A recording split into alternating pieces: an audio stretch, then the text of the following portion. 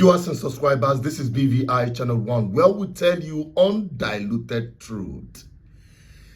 I came across a video that had sparked outrageous comments online and dragging Igbo young billionaires along with it.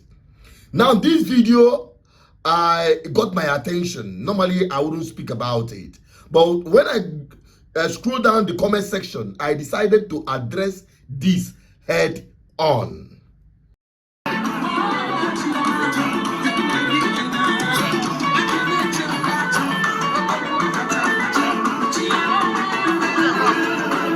Start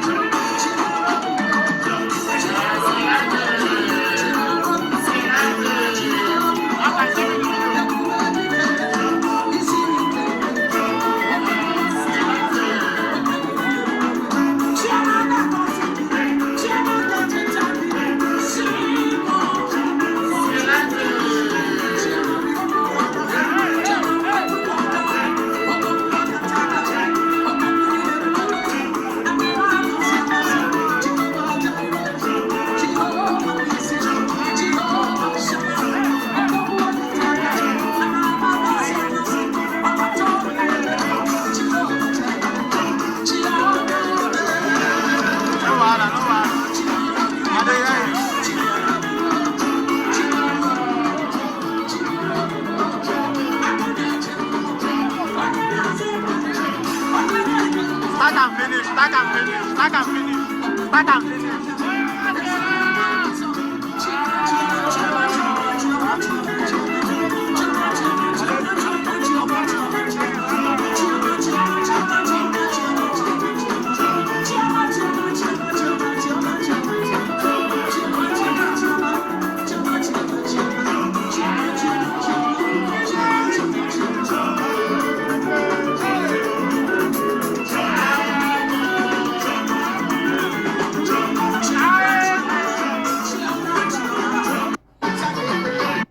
Okay, now let's go to the comment section and see what people got to say about this. Here, this guy said, these men should open schools and hospitals, help the poor in Nigeria, and share how people's lives are almost changing because of their wealth.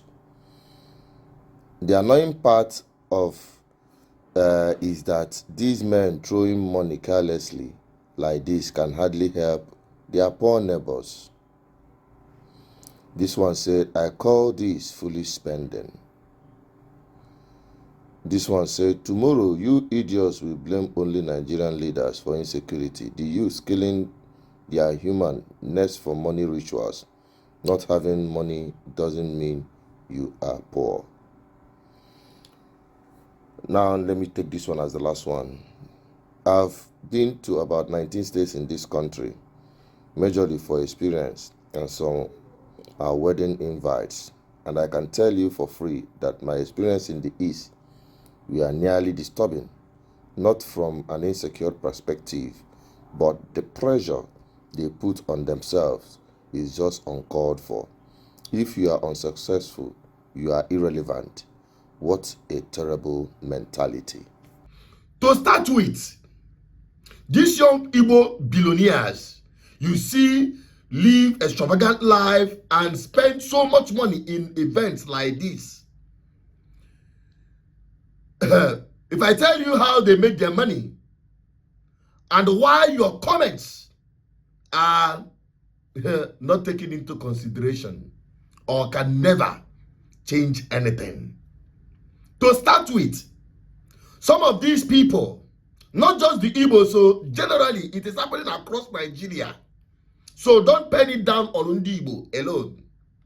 But you know the way Ndibo spend their own money is what is attracting much attention to them, because nkita niile na-eri nse mana nke isi buru n'ọnụ ka ma na na-akpọ ori nse. Dogs they chop shit, but the one wey carry shit for him mouth na him they call shit eater. What am I saying? These guys that spend this amount of money know it that many of them are catching in or catching out from the bad governance of Nigeria.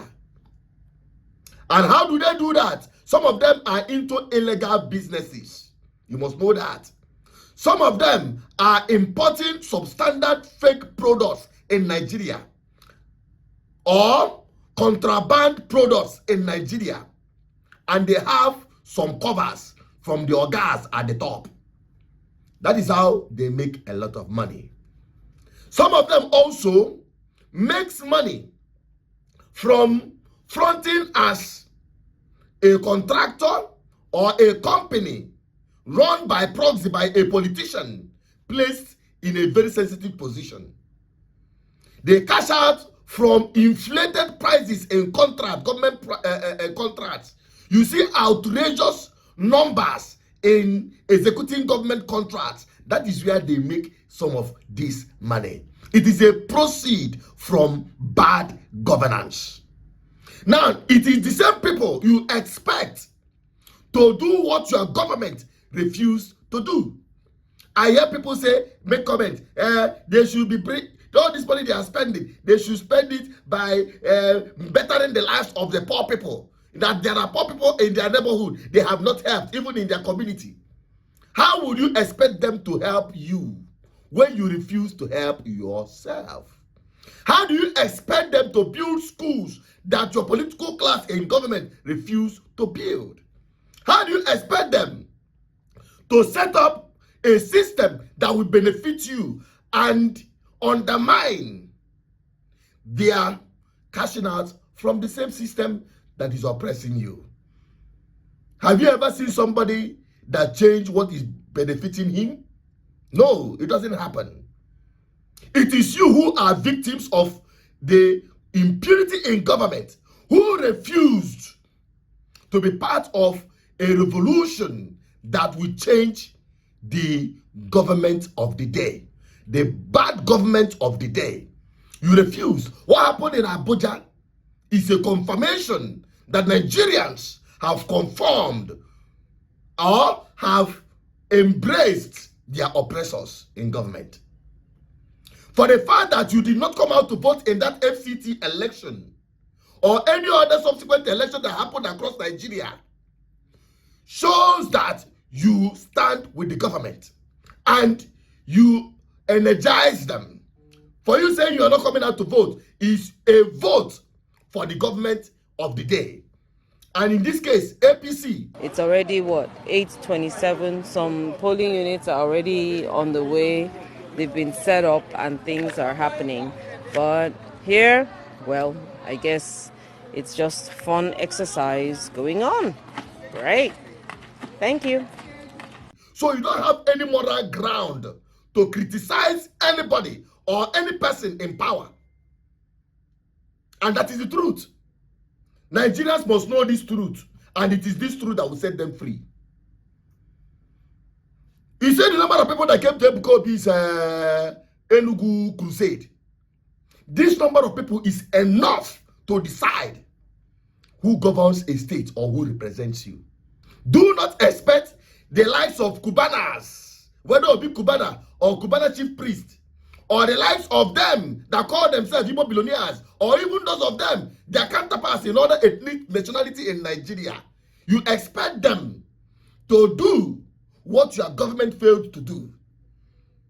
You expect them not to side with the government that empowered them to oppress you. You don't know how they make their money. You've heard how they make their money. They cannot make their money legitimately and align with this government. People cash out big time as a contractor. Most of the jobs that are not even accounted for, they signed it off. It is running in billions on daily basis. The ones that we are not even seeing on the media. And some of them are fronting some of these companies for politicians. Some of them are doing AZA for politicians. Some of them are importing fake products or contraband products or clearing fake products. Some of them. And you expect them to be part of the process that will change the system for good, that will benefit you. You are joking. You are joking. So keep your comments to yourself. They are not going to build schools for you. They are not going to help you because you refuse to help yourself. When there was time or opportunity for you to make a change, what did you do? Because the next generation of Nigeria, if there will be any country called Nigeria as at that time, the next generation that you're going to give birth with will spit at your grave when they had the position you took when everything was going down. But I thank God, posterity and history, the evidence and for record purpose, people who have laid down their lives, make sacrifices to encourage the rest of us to come out, because this is not where 2 or 3 are gathered. This is not something I can do alone. It is when Nigerian people embrace this truth, and it starts from your mental revolution. Once you embrace this truth, that is the time we can spark the freedom march that will liberate all of us from the impunity of the Nigerian state as we have today. Because what we have today is a captured state. And that is the position I have taken. My name is Asuchanodu Peters, your advocate for good governance. Deal with the message and leave the messenger out of it. Bye-bye for now.